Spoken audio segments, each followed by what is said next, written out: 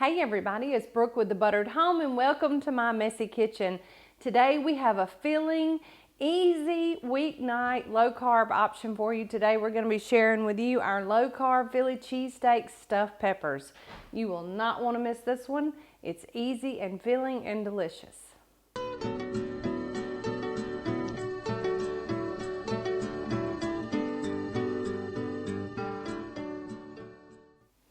Okay, over low to medium heat, we are just going to begin with sauteing about half a cup of sliced onion.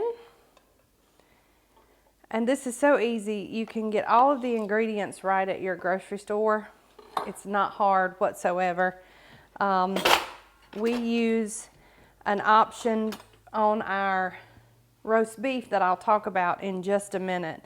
But it's easy, it's delicious, and the whole family will love it. Nobody will ever know that it's low carb. So we have a half a cup of sliced onion. It doesn't matter what type of onion. You can use white, yellow, red. Whatever you have on hand is always your best option. Then we're going to put in 2 tablespoons of minced garlic. And don't worry, we're not going to let it burn. And we're just going to saute that just a little bit until our onions start to soften. Now to this, we're going to add 1/4 cup of beef broth. And I like using low sodium beef broth. That way I know that if I'm serving this to people that I don't know who may have sodium issues, then it will be okay. So we're going to let that simmer just for a minute, just until things start to soften and that broth starts to bubble a bit. And it shouldn't take too terribly long because my onions are already starting to kind of soften. Now we're going to add in about 1 cup of sliced mushrooms and get them cooking down as well. Gosh, it already smells wonderful. There's something about that garlic and that beef broth together that just makes this just heavenly. Now you're going to want to cook this probably about 5 minutes or so, just until everything softens up and gets nice and browned. Okay. Now we got about 1/2 pound of prepared roast beef that I have just sliced into ribbons. Now what I did is I went to the deli counter at the grocery store and just had them cut me a pound or maybe 1/2 pound of roast beef in dinner slices. So that makes it just a little bit thicker on the grain. And then I've just shredded it with my knife into smaller, more manageable pieces. And that's about 1/2 pound. I usually get a pound so that I can have some for Big D just to have because he loves roast beef.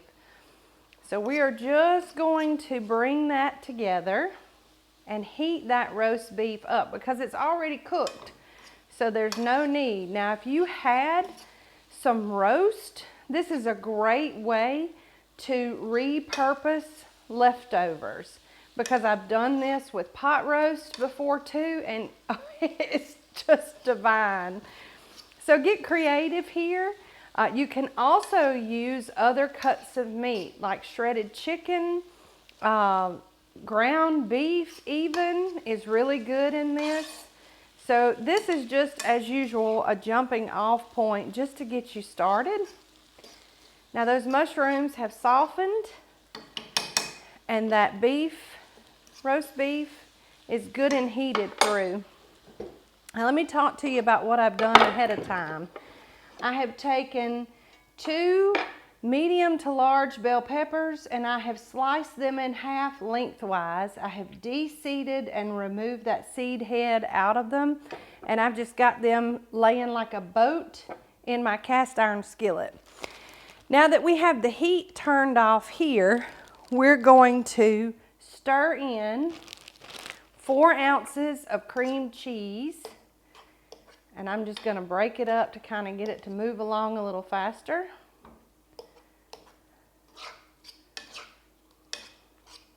And you can add other seasonings to this as well. We just like the garlic, the simplicity of the garlic and the onions that kind of goes along with that traditional Philly cheesesteak filling. But like I said, other types of meat, other types of seasoning. This is just a starting point just to kind of get things rolling for you. And that beef broth really just accentuates everything that's going on. Now I have my oven preheated to 400 degrees, and I'm going to swap to a spoon now. And we're going to take these peppers and just stuff them with this mixture. And if your cream cheese is still kind of bunched up, don't worry too much about it, because it'll continue to melt in the oven. And we're just going to fill up our boats here with this mixture.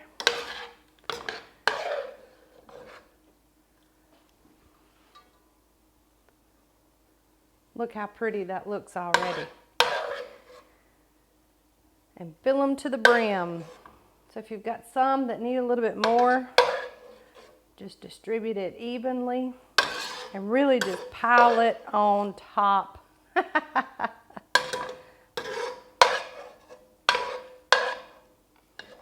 Now you're probably going to be left with just a little what I like to call pot liquor in here. And I like to just take it and pour it over the top to add that cooking liquid in, as if it couldn't get any better. Now I have also in the deli just picked up some provolone cheese, and I'm going to take 4 slices and nestle them right over the top of each stuffed pepper. And this will go into our 400-degree oven for around 20 to 25 minutes, just until those green peppers have softened up a bit and our cheese is nice and melty and bubbly on top. I can't wait for this to get done, so stay with us. All right, everybody, we're back. We finished about a 25-minute cook time, and these things are nice and bubbly and browned on top. I can't wait for you to take a look. So let's see what they look like. Are they not gorgeous? I mean, I almost hate to even take one out. It's so pretty. I did let them cool just a little bit because, you know, I have to taste this in real time. Now all that cheese is made like a skirt on here, so I'm just cutting a little bit off. Let me move this out of the way. But look how pretty. You've got that nice brown top, and it's just absolutely gorgeous. It's a thing of beauty. It's almost too pretty to eat, right? But this is a very good filling weeknight meal. So let's try it. I'm gonna get just a little bit because it's still kind of hot. I'm gonna get some of that edge that's got a little bit of everything on it. And let's give it a try. Those peppers, they're cooked just enough, just till tender. They still have a little snap to them so that you get that taste of the pepper, because there's peppers and onions in the Philly cheesesteak. Low carb, guilt-free, fantastic. This is so easy. You can stop by the grocery store and pick up everything you need for little or nothing. Just feed your family for pennies on the dollar and feel good about what you're feeding them. So we hope that you'll head over to the website and try this recipe. You can find it over at thebutteredhome.com. Just like all of our recipes, you have a free printable recipe card. We hope that you'll try it and love it as much as we do. Also, if you're not already, make sure that you're following us on all of our social channels. We have a real good time, and you never know when we're going to pop in. And as always, if you want all of our videos in one convenient place, head over to YouTube, search for The Buttered Home, and when you find us, hit that subscribe button and ding the bell so that you can be notified when we drop new videos like this one. Y'all, this has been wonderful. Big D has been waiting for this, so let me go get him because it's time to eat. From the buttered home to your home, we sure love y'all. Bye.